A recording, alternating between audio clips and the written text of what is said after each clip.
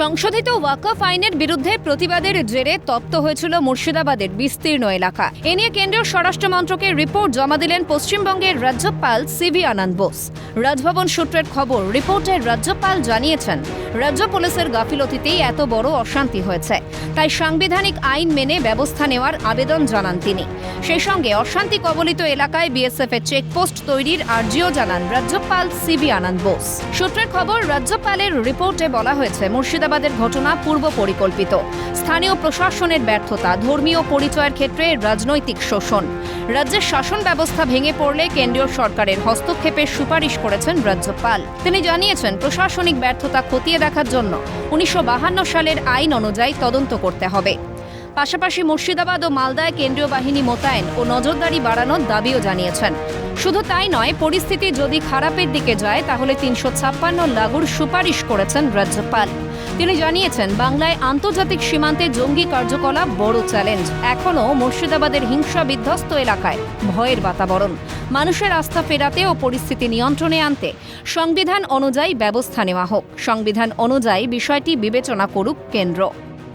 আইন শৃঙ্খলার অবনতি যদি অব্যাহত হতে থাকে তাহলে কিন্তু কেন্দ্রীয় হস্তক্ষেপ প্রয়োজন এবং প্রয়োজনে 356-র দাবি তুলেছেন। আমরা জানি যে এতদিন পর্যন্ত বিজেপি নেতৃত্ব তারা 356-র কথা বলতেন, এবার সরাসরি রাজ্যপাল তিনি 356-র কথা বলছেন। তিনি বলছেন যে এই ধরনের আইন শৃঙ্খলার অবনতি যদি ঘটতে থাকে বা অব্যাহত থাকে এই পরিস্থিতি, তাহলে কেন্দ্র 356 নিয়ে এবার ভাবুক। অর্থাৎ যে রাজ্যপালের 356 প্রসঙ্গ তোলা কিন্তু খুব গুরুত্বপূর্ণ বলে মনে করছেন অনেকেই। পুলিশি যে ব্যর্থতা বা পুলিশের যে ত্রুটি, সেই জায়গায় যাতে একটি তদন্ত করা হয়, 1952 সালের আইন অনুযায়ী একটি তদন্ত কমিটি গঠন করা হয়, তার সুপারিশও কিন্তু রাজ্যপালের পক্ষ থেকে করা হয়েছে স্বরাষ্ট্র মন্ত্রককে। এক নজরে দেখে নেওয়া যাক অনুচ্ছেদ 356 কি। যুক্তরাষ্ট্রীয় কাঠামোয় কোনো জরুরি পরিস্থিতিতে কেন্দ্রীয় সরকারের করণীয় কি, সংবিধানের 18 নম্বর ভাগে সেই বিষয়গুলি আলোচনা করা হয়েছে। এই ভাগেই অনুচ্ছেদ 356-র কথা বলা হয়েছে, যাকে সাধারণ কথায় রাষ্ট্রপতি শাসন বলা হয়।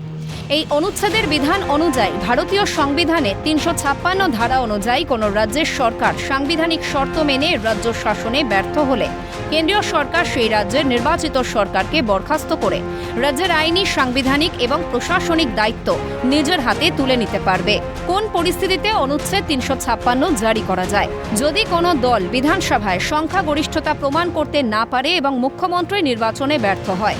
এছাড়া কোনো বিপর্যয়ের কারণে যথাসময়ে বিধানসভা নির্বাচন না করা গেলে, অনাস্থা প্রস্তাবে সরকারের পতন ঘটলে, সংবিধান মেনে সরকার পরিচালিত হচ্ছে না বলে রাজ্যপাল বা রাষ্ট্রপতি মনে করলে এবং আইন শৃঙ্খলা পরিস্থিতির চূড়ান্ত অবনতি ঘটলে রাষ্ট্রপতি শাসন জারি করা যায়। বছর ঘুরলেই রাজ্যে বিধানসভা নির্বাচন। তার আগে মুর্শিদাবাদের অশান্তির ঘটনা নিয়ে ইতিমধ্যেই সরব হয়েছে বিজেপি।